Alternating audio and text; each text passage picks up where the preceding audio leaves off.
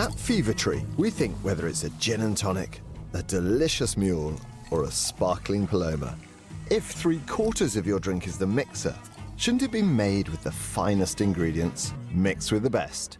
Fever Tree.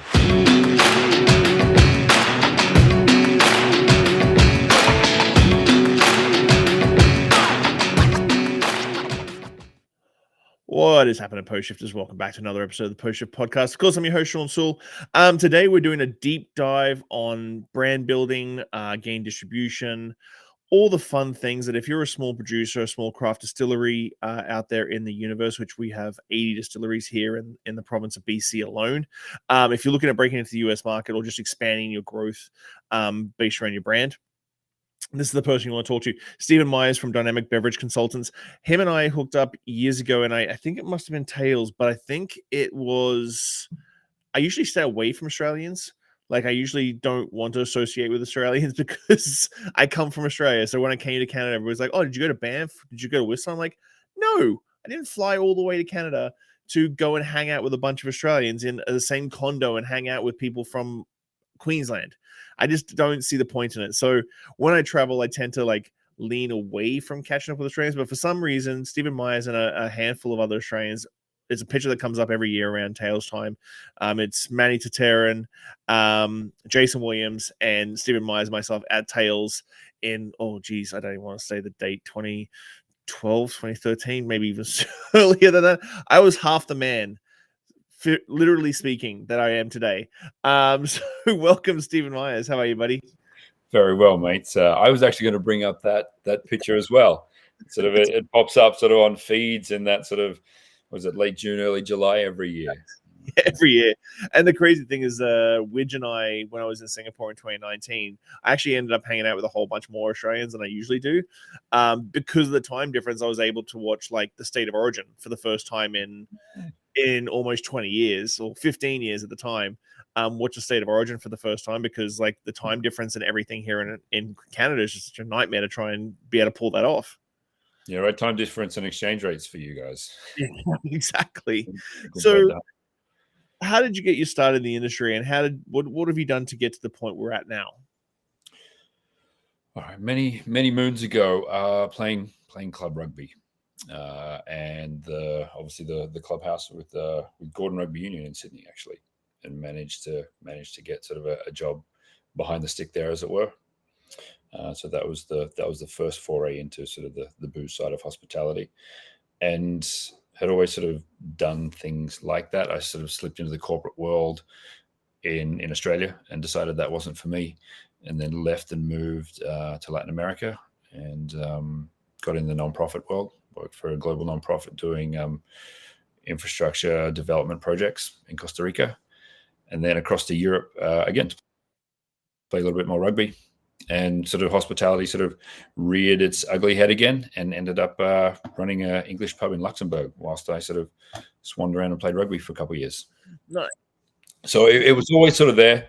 And then returning through Latin America again to do the nonprofit work, I got stuck in Guatemala, and was fortunate enough to fall in with John Rexer, who was sort of the founder of Ilegal Mezcal, and worked at his bar again. Sort of got in a bit of a jam, and sort of hospitality saved the day again. It was, I think the line was, "This is the fourth continent I've done this on. I'll work for tips," and it kind of went from there. And then the evolution of that was from the hospitality and sort of the running venue side of things to John wanting to start a mezcal brand, and me deciding that I'd probably saved the world sufficiently, and it was time to get back into the vices. And so I joined him on the Ilegal journey, and then that sort of pulled me from Guatemala in 2009 up to New York, and I've been based in the US ever since. Well, what year was that? Because I think that's when we connected somehow through Facebook, and then I was at Tails one of my very first times, and you gave me a bottle of Ilegal to bring home here, and then that's when I was like smitten, because I'd already fallen in love with mezcal in 2007 at the Agave Spirit Awards, Tequila.net's Agave Spirit Awards in Cancun a couple of years beforehand.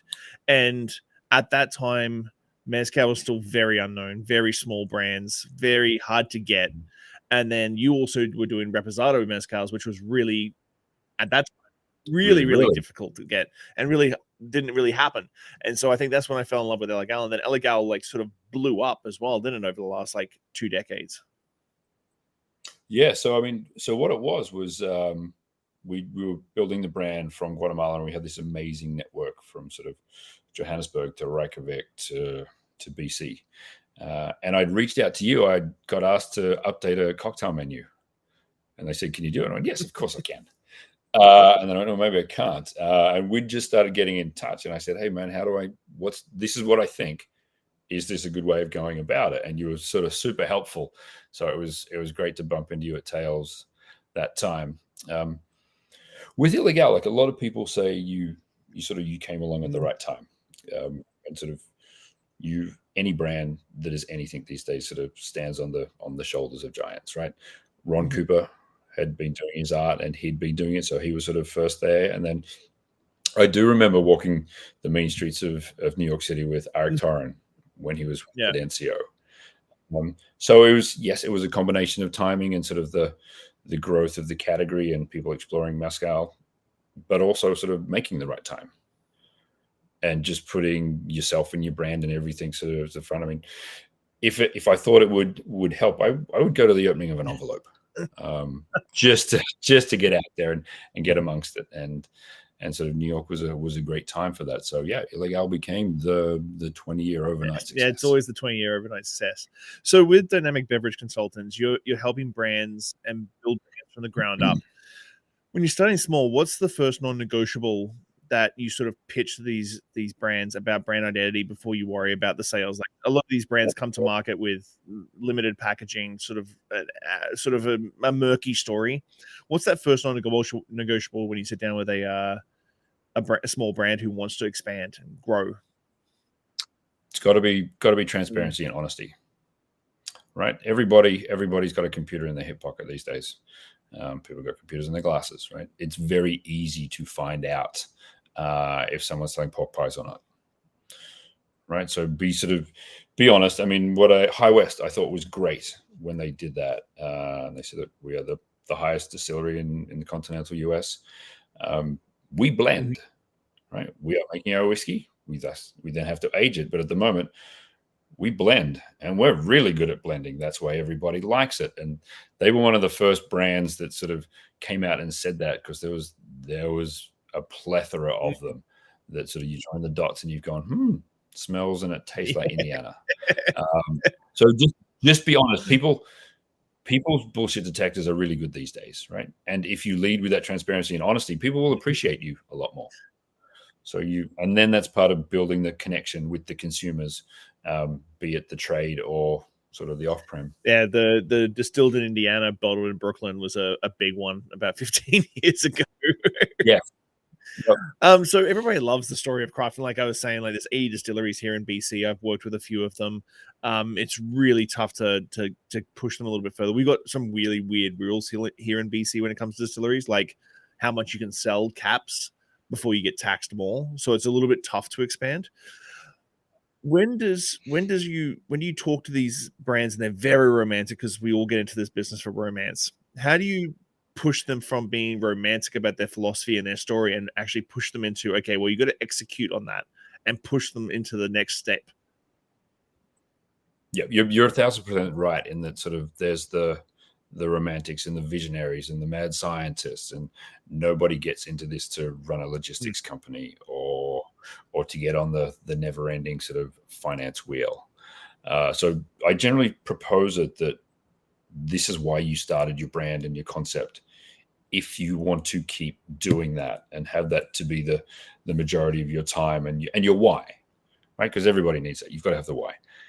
If you want to maintain that as your why, then just think of these things as supplementary to that. Don't think of it as, oh, I have to go and do this now and do that. Just use them as tools so that you can keep doing what you want to do. And then that way you can build the brand and the business simultaneously. Yeah, business is always that weird thing. I think that's the hospitality industry in general. It's like I used to be so passion driven and the business was like way back in the back of my head. And now it's like, okay, well, no. The business side thing has to be in the front forehead, or you're not going to have anything to do your passion with. Yeah, and you jump on sort of on LinkedIn or Instagram today, and there's all these guys selling systems packages and procedures packages and stuff like that. And to a very large degree, it is true. If you can get some systems in place rather than go from spot fire to spot fire, you get to that adage of keeping the main thing. You get to do that, right? So just a little bit of structure and sort of, I didn't get it right from the start. Like, I got stuck on all the roundabouts and hit all the dead ends. But then that's what we do at Dynamic Beverage.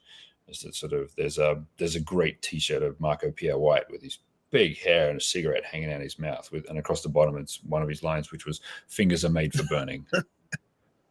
Right? There's plenty of chances for you to burn your own fingers, but I think that I've burnt them enough, my fingers enough, so that you as an emerging brand don't have to.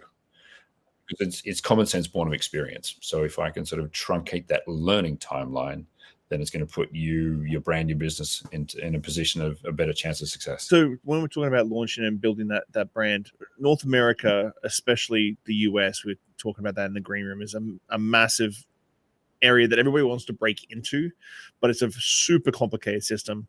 And with all the money that's in the system, there's a lot of small brands that I see get a huge amount of attention in Vegas and New York and the big markets, and there's big backers and capitalization behind it. How do you help the smaller guys sort of make that niche? Because Illegal, as we talked about, Illegal, you've helped with Mr. Black. There's been a whole bunch of like smaller brands that you've helped sort of cut through the noise and get out there. How do you usually pitch that to a smaller brand that wants to break into the North American market, especially the US? Yeah. So sort of again, as you said, given the nature of the 3-tier system and sort of the type of legislation within states, whether it be sort of a control state, an open state, a franchise state, so there's different types of legislation. You don't have to look at the US as one big homogenous market, because it's not. You have 50 states. You can chop up the big guys, so like Florida, Texas, New York, into smaller markets. So looking at the US, it's probably about 60 markets, right? And different sort of, to get away from the 3-tier system, like different tiers, right? Like you have the big states where there's a lot of sort of pay to play and a lot more competition. And then you have sort of traditional 2nd and 3rd-tier states. You don't have to be everywhere all at once, unless you've got a very, very sort of multiple deep pockets. It, but it's not how you build a brand. It's not how you build a brand either, right? Sort of the best way is, I've found, is narrow and deep. You build the relationships, you get the velocity, you get your rate of sale, you get all the bingo words that your investors want. But it also allows you to build in a more controlled fashion, which is hard, because as a brand owner, you want to say yes, right? You truly do. You want people to like your brand and buy your brand. And if you've not done it before, it's sort of like, oh, well, the more people that are buying it, the better. But then you need to consider, what are the resources, particularly the financial ones, going into being able to say yes. I'm of the school of thought of 10 cases to 10 accounts is much better than 1 case to 100 accounts. Okay. Yep. Like if you sell 1 case to 100 accounts, you get really good at selling 1 case. You don't get good at staff training, getting on menus, being a strategic partner, to the point where you can walk into an account and say, look, Steve, we're fine. You're on the chalkboard. You're on the menu. My barbacks could probably host a masterclass on your product. Go and find someone else to bother. And you go, that is fantastic, right? Yeah. Oh yeah, and we order every fortnight anyway.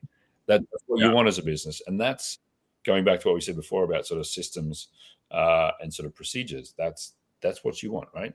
You want to have those brand acolytes and brand ambassadors, whether they be people going out to their own social groups or a business and the team, because you get them on side when they go to other venues. They sort of become an unofficial ambassador as well.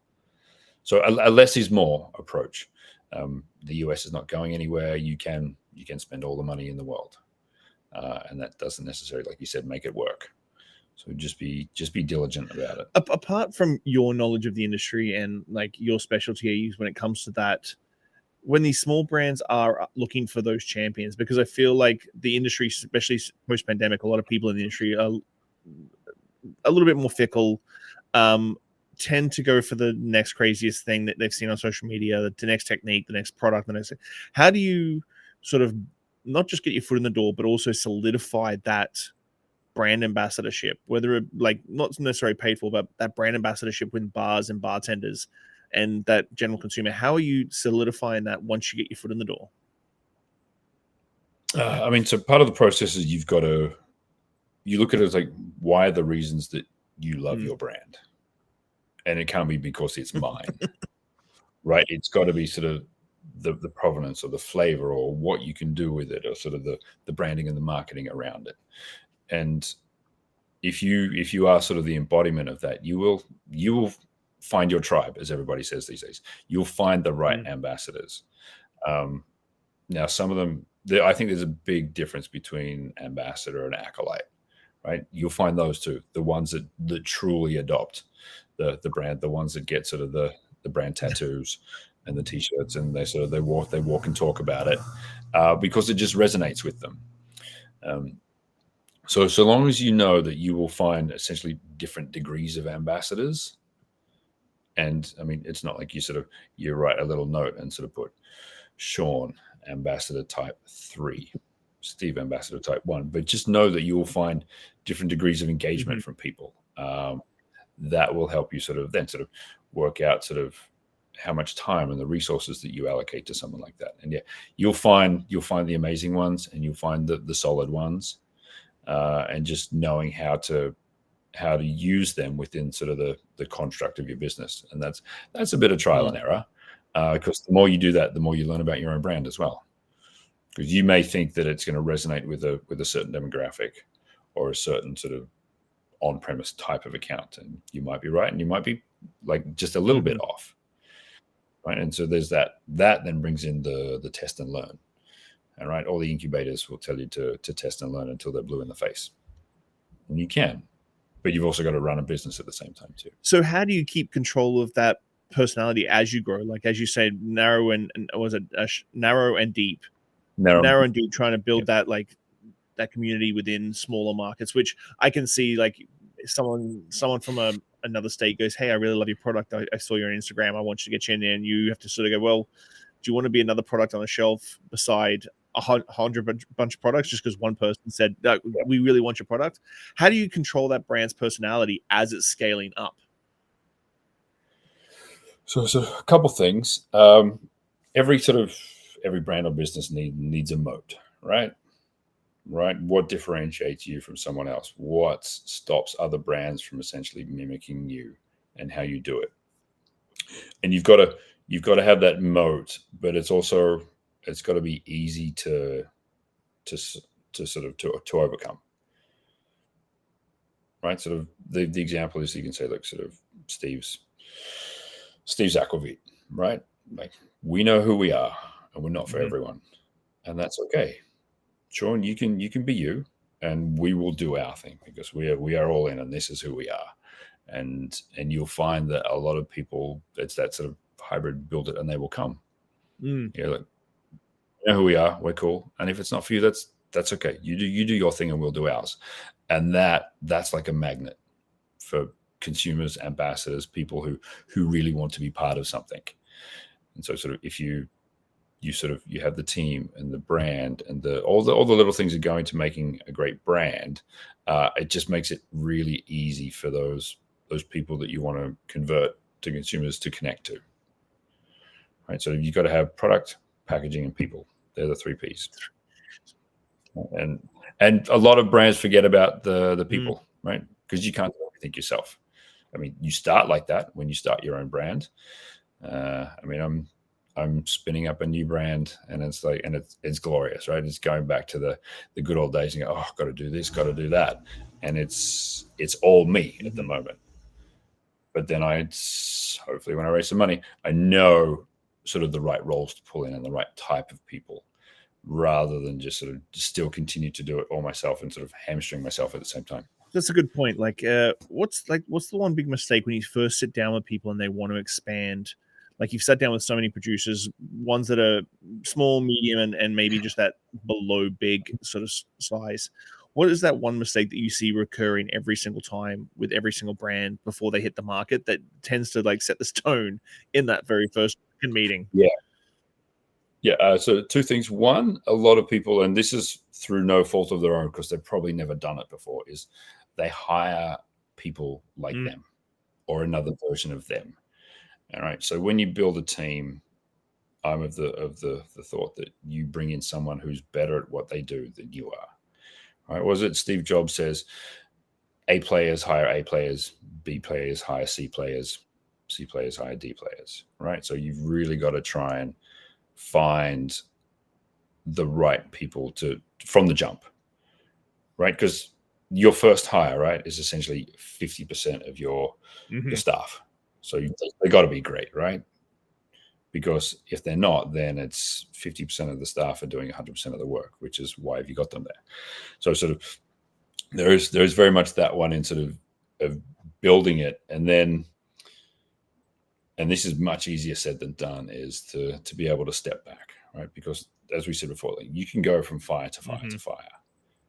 That's the nature of starting a brand and a business, and especially in our space, you got a day job and you got a night job, right? You're out there, you're spruiking your brand, you're doing events, you're doing trade shows, you're doing what else, you're waking up in the morning, you're making sure that sort of accounts receivable aren't too far into the red, sort of all the things that go into making a business. And that can be sort of epically time consuming. So sort of making a little bit of time to step back and at least confirm that you're still doing the steps to the strategy that you thought you wanted to do. Sort of whatever Jocko says, sort of step back and delegate, right? Well, it's pretty hard to delegate when it's just you, but you still sort of make time to do that. And sort of keep an eye on the bigger picture, because you can get stuck in the minutia really easily. Speaking of that, like you were talking about, like hiring the right people and stuff, like I find so many craft distilleries, because I've developed like 5 or 6 spirits here in BC with distilleries, and during the pandemic, I think I did 365 straight daily BC spirit tasting shows, just because I was at home and I had nothing to do. So I ended up spending way too much money on booze, as we all did during the pandemic. But I find so many distilleries get into this echo chamber in their development stage, because they develop a gin or a product. They sit down with a bunch of friends. Those friends are coming over for free drinks. They all say it's fantastic. And then they release it to market. And I've had multiple distilleries in the past, when I've been a restaurateur, like come back like 3-6 months later and go, hey, can we swap out those bottles that we sold you 6 months ago, because we've redeveloped the product to be a little bit better, and like replace them. And when I've gone in to develop spirits, they've been like, yeah, you're really expensive. I'm like, I'm not as expensive as having to replace product that you sold 3 months ago. And so do you find that that's a big thing, especially in the craft movement? Because we've all read the articles about the craft distilleries not doing necessarily products at this level of multinational companies. Do you find that the echo chamber can be a massive hindrance in the development of like the actual liquid? Absolutely. And I mean, that's no fault of the chemist, the distiller, or their friends and family, right? They want to support them. They want it to do well. That is where you do go to sort of, if you can, some external experts, and sort of not say hand on heart, but sort of get someone who has the palate for it, because you need both, right? You need someone who has the sensory experience to smell and taste and analyze the product. But then you also need the person who is going to go down to the liquor store and buy 24 cans of the seltzer that you just created on a Friday, because they know that they've got something on the Saturday, right? So you've got to listen to both, and a lot of it's just a balance thing. And when you do ask your friends and family, like, tell them to be honest, and which is still a hard thing. Or like a super easy one is get a competitor and do the Pepsi challenge. I've done that too. Right? Don't tell them which one it is, right? And let them dissect it that way. Yeah, I did that with a very now famous local distillery a couple of years ago, because they're having some issues like that. Every batch was very different. and they couldn't tell which was theirs, which was a horrible thing to watch. To be, or it was not the most horrible thing to watch. But I always say to a lot of distillers and craft people is like, go to a liquor store. I say this to a lot of younger bartenders too, because like when you start getting a little bit ego about like where you're at and that sort of thing, it's like, go to a regular liquor store, hang out for 45 minutes and watch what people buy. Like, check Or ask the floor staff. Have Yeah. a chat to someone. like, why are you buying that instead of this? Like, it is something that I think Gordon Ramsay does whenever he does the restaurant, like saving restaurants thing. He walks around town. It's like, what do you think about this restaurant? People will give you the honest answer. And I always say to bartenders, like, if you want to see like how far cocktail culture still has to go, is just go to a regular liquor store and go see what people buy. And you'll see them walking out with Lucky, like the entry level beer here on the island. You'll see them walking out with Mickey's of vodka. Like, you'll see people come in and do some of the craft stuff, but it's such a small minutia of the market. It's kind of crazy. Yeah, I mean, I think I saw something the other day, yesterday actually. It was like Tito's has something like 20% of the US vodka Wow. market. But by the time you get down to like the 14th brand, it's only like 1.4% or something. Like vodka's got this epically long tail. Like there is no one brand that's taking like 50 or 60% of the market. There's a lot of competition out there. And so that then reinforces the narrow and deep, right? Your brand, you can't be everything to everyone, and nor should you. Mm-hmm.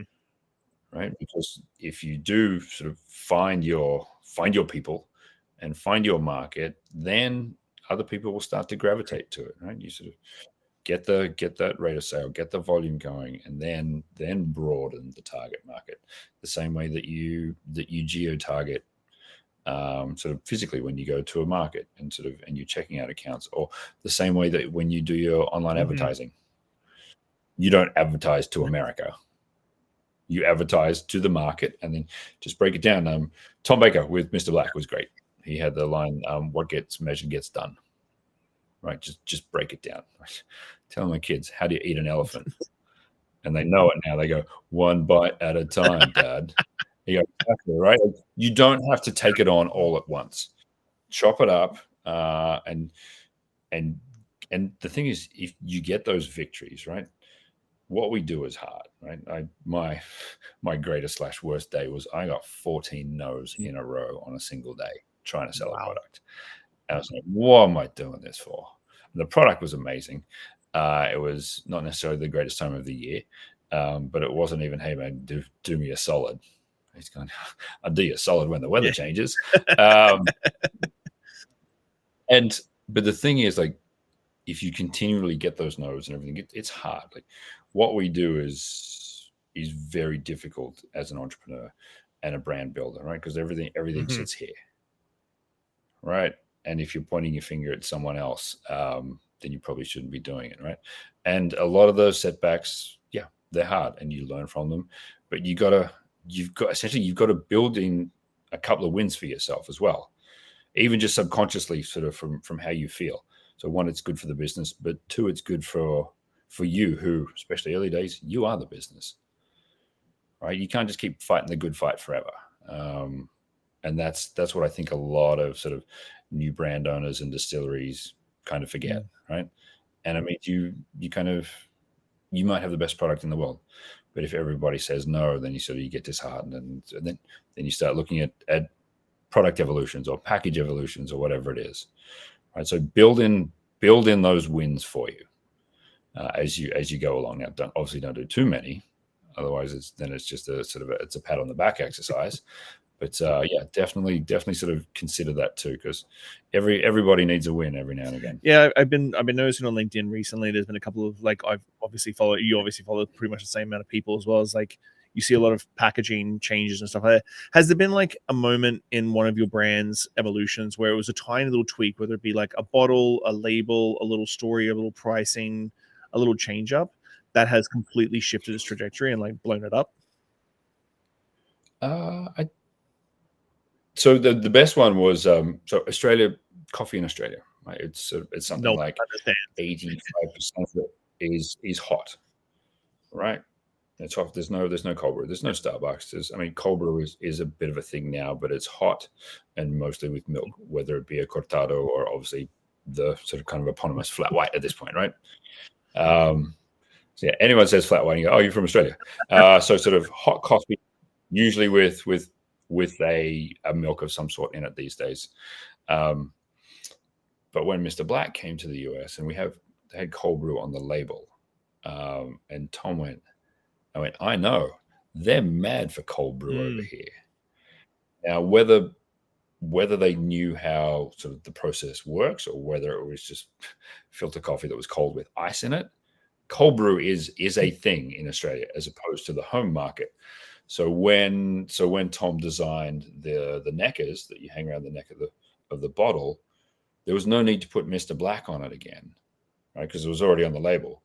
We just did a really big cold brew, so you could see it from even further away. So in a country that drinks a lot of cold brew, you might be popping in for a bottle of vodka and a bottle of rosé or tequila or whatever. You're walking past and you drink cold brew twice a day, and you see cold brew on the shelf. It's going to bring you in.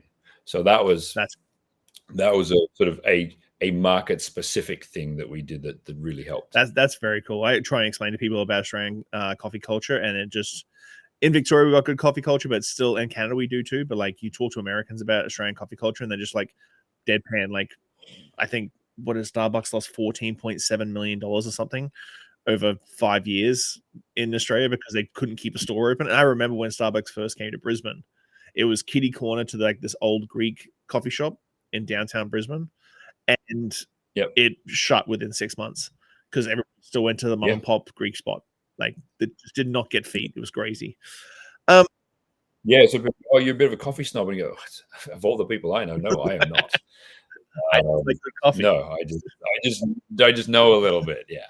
I want to get into a little bit about exit strategy, because I think in our industry, in hospitality in general, bars, restaurants, cocktail bars, everything, brands, we never think about the exit strategy. In every other industry in the world, if you're a tech company or an oil company or whatever, you basically build a business plan with an exit strategy at the end of the business plan. And it's something that is very mindful and very thought out about, okay, we're going to build this and we'll sell it off to a conglomerate. We'll sell it off piece by piece. How do you just discuss exit strategy with people and in a way that doesn't sort of take away that passion side of things? So I think it's almost an affront to people who are really passionate about their brands. Like, how fucking dare you? How dare you talk about me leaving my company? It's an affront to a lot of passionate people. How do you broach that subject and build on it? Yeah, so you don't break the heart. Yeah. So I think I use as a really great reference point Lisa Laird and what Laird's have done. And what are they up to? 12, 13 generations or something? And speaking to a friend who was building a brand, and I said, what do you want to do? And he said, I want to build a multi-generational business. I went, outstanding. That is really going to color what we do now. Again, speaking to a girl who sort of had brought a family recipe to life. And there was a lot of external voices telling her, do this, do this, do that. And I managed to sort of sit down with her by herself. And I said, look, you need to put your hand on your heart and say what you want this to be. And you just got to be honest. And like some people build it for the exit, right? God, I hate bringing them up because everybody goes, oh, well, what about Casamigos? And you know what? The three amigos, Mike, Randy, and George, they knew exactly what they were doing. And they did a lot of legwork before it happened. And so when that super deal closed, and it closed so quickly because they had prepared for that eventuality. So it really is, what do you want? Do you want to exit? Do you want to do a multi-generational business? Or do you want to basically run a business that is functioning, and you can like have a great distillery, great tasting room, sort of do some D2C type stuff, and have a functioning business that lets you live the life that you want. And when you want to, because they never retire, when you want to semi-retire or give the option for your kids to take it over, there is that. Because a lot of people think, oh, my only exit is the acquisition sale. And I mean, you look at the number of liquor brands out there relative to the number of acquisitions, the ratio is not skewed for success, right? The actual sort of building and growing a brand and getting to that tipping point to get investment to then potentially be acquired, because you've got to fit with the global portfolio, or who knows, maybe there is someone new in the C-suite that wants to take sort of the company in a different direction, right? So the odds are truly stacked against you. So look at it from it's not a career, it's really, it's a calling. Like, what do you want to do? And then you develop your business plan and sort of your course of actions around that. So you work backwards from where you want to end up. Yeah, I mean, because a lot of people think, oh, it's sort of, I'll do this and then this will happen. Well, again, what I said was sort of, this is common sense born of experience, right? And logically, everyone's doing it right. They just don't know all the steps to hit. Right? It's not like start a brand, sell some bottles, someone gives you a check. Right? It'd be nice if it was, but it's just not. And so, yeah, you really need to consider what you want to do, because, like we said, it's two jobs. It's potentially all consuming. Don't get me wrong; it's fantastic, and I wouldn't have been doing it for a quarter of a century if it wasn't. But yeah, there's sort of, you've got to have a pretty good why. And do you find, like, I see acquisitions these days, and there's been a number of acquisitions over the last 5 years, but over the last 15, like, there's been I'm not even going to mention it because I don't want to get in trouble by the big brands, but there's been big brand acquisitions that you, at the time, you go, well, how much did you pay and why did you pay that? And then within 3 to 5 years, you don't even see that brand on the shelves anymore.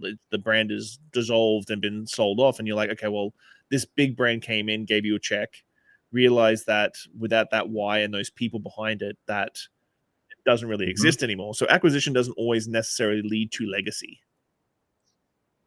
It does not. That is why there is acquisitions, because a lot of these guys, and we all know the big strategics we're talking about, they are great from 50,000 9-liter cases and up. They can't create them. I mean, they can bring on additional SKUs, but it's not that they don't try, but they're not designed for that. They are designed to be global multinational businesses. And so you have to get yourself to them. And it's a little bit of everything. It might be a real estate play. It might be to sort of get facilities, to get a better distribution network. I mean, there's a whole raft of reasons as to why you're acquired, not just because you've got a smoking hot brand with awesome gear, right? Sort of, you've also got to look at it from the acquirer's perspective. Like, they're not just going to bring you in and go, right, Shawn, your brand is the second coming. We are taking you around the world, and this is what right? Because, I mean, Bacardi, they're private, right? Diageo, they're on the exchequer. Like, there's all these other factors that are governing decision making that, as a small brand, you may not necessarily be aware of because you're so busy running your business, as you well should be. And we've seen it over the last 6 months, like the big distilleries or new distilleries that have been reopened, especially in Scotland, being now like, okay, we're not making whiskey anymore. I think last week George Dickel was announced that George Dickel is stopping production right now, and that's if Diageo is like covering their bases in every single place. But I think as exit strategy, going back to the exit strategy, like, you think if you sell a big brand off, a la Casamigos, that you're going to have this massive legacy going forward, and it doesn't always play out that way.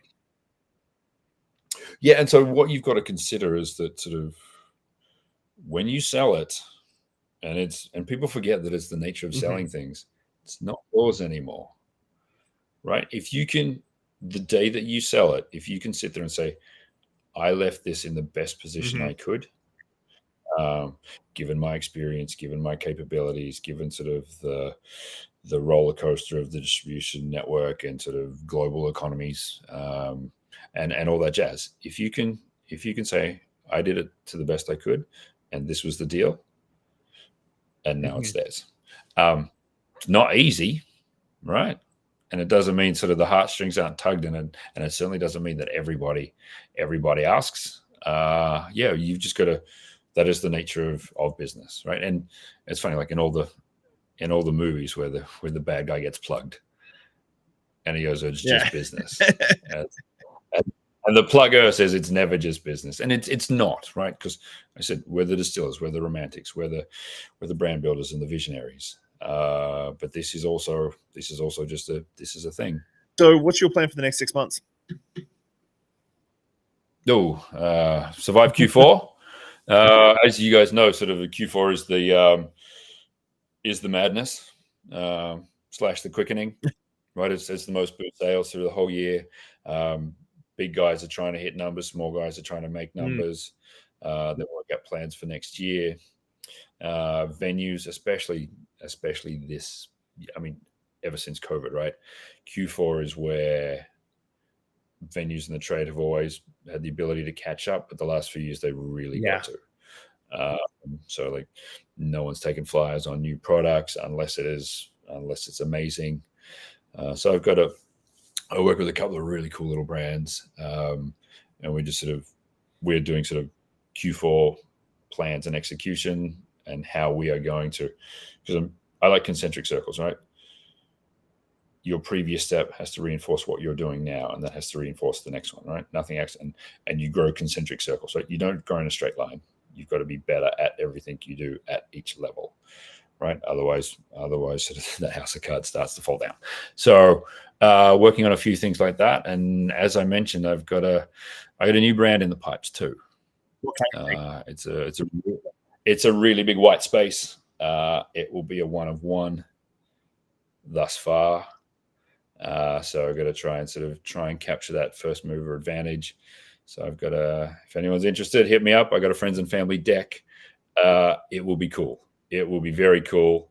It's going to be sort of all the brands and all the continents that I've done this on, sort of the culmination of that, so that hopefully instead of 3 steps forward, 1 step back, it's going to be like 8 or 9 steps forward and 1 step back. Got some good supplier partners already. It'll be a fun one, and it tastes good. So just before we go into our deep podcast questions, which I asked every guest before the end of the show, just because it just dawned on me when talking about Q4 and budgets and stuff like that, with a lot of big brands seeing and when it comes to big brands, they see a 2% decline, and the red lights start flashing, alarms go off, and that sort of thing. With the bigger brands, sort of not losing market share, but losing a little bit of sales, and budgets like drying up. I'm seeing it here in Canada as well. Budgets sort of drying up. Do you see that as an opportunity for the smaller brands to sort of like get their foot in the door when you go into a bar and this bar may have been making bank off brand kickbacks?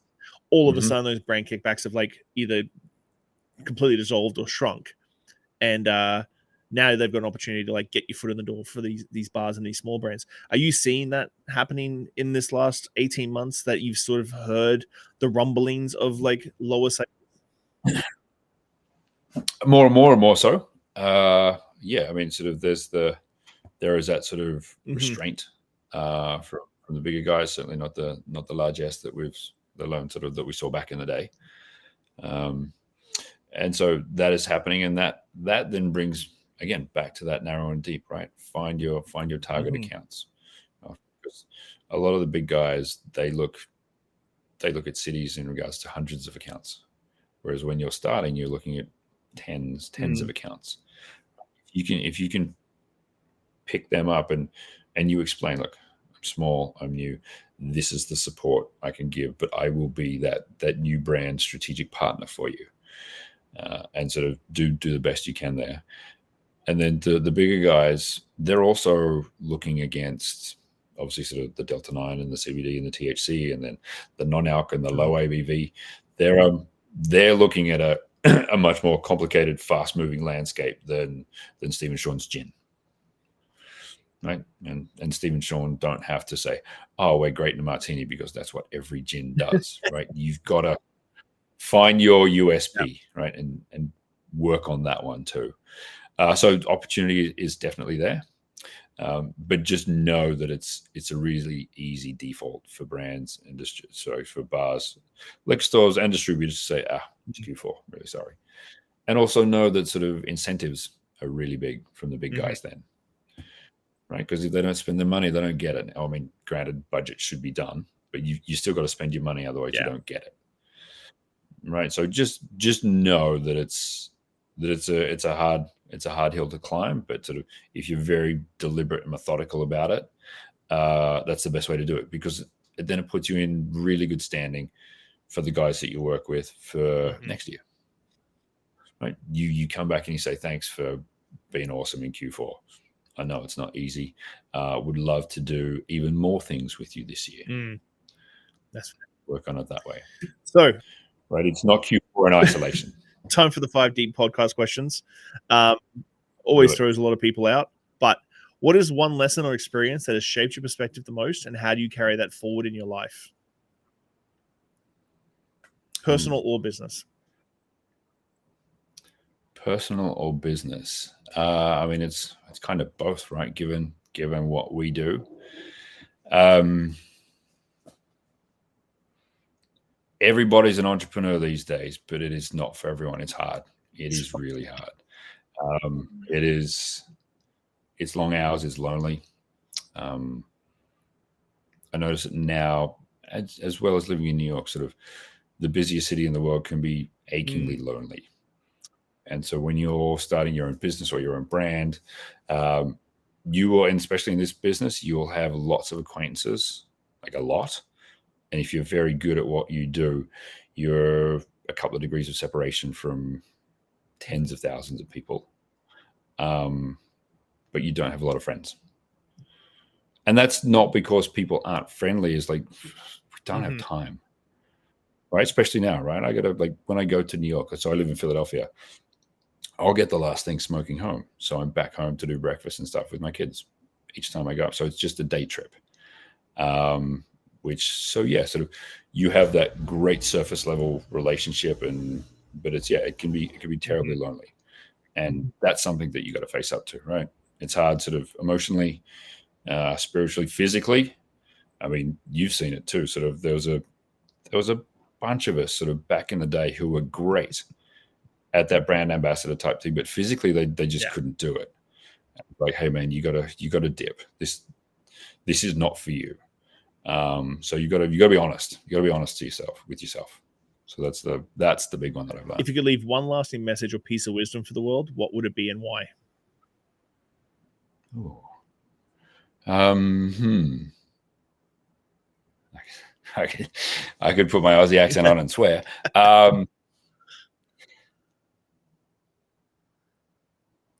It's always personal, right? Too often people say, "Oh, it's just business." It's like, we're not put on this earth to do business, right? The world would be a better place if you put yourself in their shoes a little bit, and not necessarily treat them that way, but like if we understood more of not even our opponent, the person that we work with, do business with, sort of have the contract negotiations with, if we understood them a little bit more, because everyone's going through something, whether we know it or they admit it, and that subconsciously colors a lot of people's thinkings. And I mean, doesn't mean be a pushover and be easy, but yeah, I think that's it. Looking back on your journey, what is something you wish you had understood earlier in life?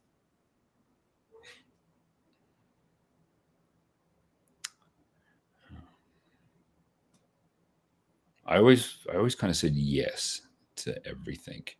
There's a line: how you do anything is how you do everything. Right? I know that's a big mantra with sort of elite sporting teams and stuff like that now, really. So if you walk past something that is not of the standard that it should be, then that starts to affect everything you do. So do everything well, right? It saves you from doing it a second time. It builds an internal standard, right? And that's how you treat people. It's how you treat yourself, right? Like we rock and rolled very well for a long time. Did that mean treating ourselves particularly well? No, but we were very good at it. So now, like at 47, I can't act like I was when I was 25. So know that, right? So how you do anything is how you do everything. How you define success, and has your definition of it changed over time? That's a good one. Well, I think that's the same for everybody. Like the older you get, the way you live, the what you're doing, you should redefine success all the time. I think there you go. That's the definition of success, knowing that you have to redefine what your success is, right? Being a dad and a husband is very different to a guy who was bouncing through Whiskey Live Paris and Moscow Bar Show and Sydney Bar Show and 42 Below World Class and like all those amazing things. And know that sort of you as your business, as your brand, but personally you evolve as well, and just try and bring all the learnings with you. Right. Again, it's that compound interest thing, right? Take everything you've learned, whether it be good, bad, indifferent, learn from your mistakes. What do you hope your legacy will be, and what steps are you taking to build it? I don't know if I need a legacy, right? I think like rather than go, oh, he did that or that was his brand, I think my engagement with people and sort of how I worked with them and treated them and supported them, almost like legacy on a subconscious level, and just helping people be better people, right? Because if you are a better person, then you are a better brand owner and businessman and boss and leader. I don't need sort of an archive of technical skills or medals or whatever that I've left the world. Not that I'm leaving the world in a better place, but yeah, small impacts on things like that.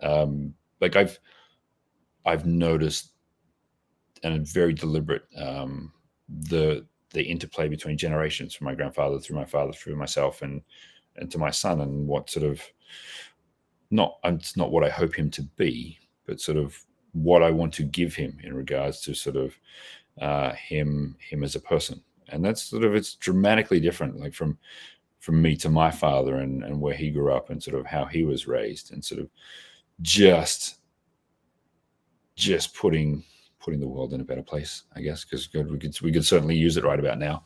And I'm sure every generation has said that, but if we all act like that, then maybe it will get to be a better place. Well, dude, thank you so much for everything today. Like, that was awesome. Like, I've got a whiteboard right over here, and I've got everybody that I want to have on the show over time. So every time I have an idea or I see a post on LinkedIn, I'll throw it up and put it in my schedule. And I got another whiteboard over here with all my dates and when I'm going to schedule everything up. So I appreciate it. And I hope that once I snip this up and release it, that a lot of smaller brands get a ton of value out of this.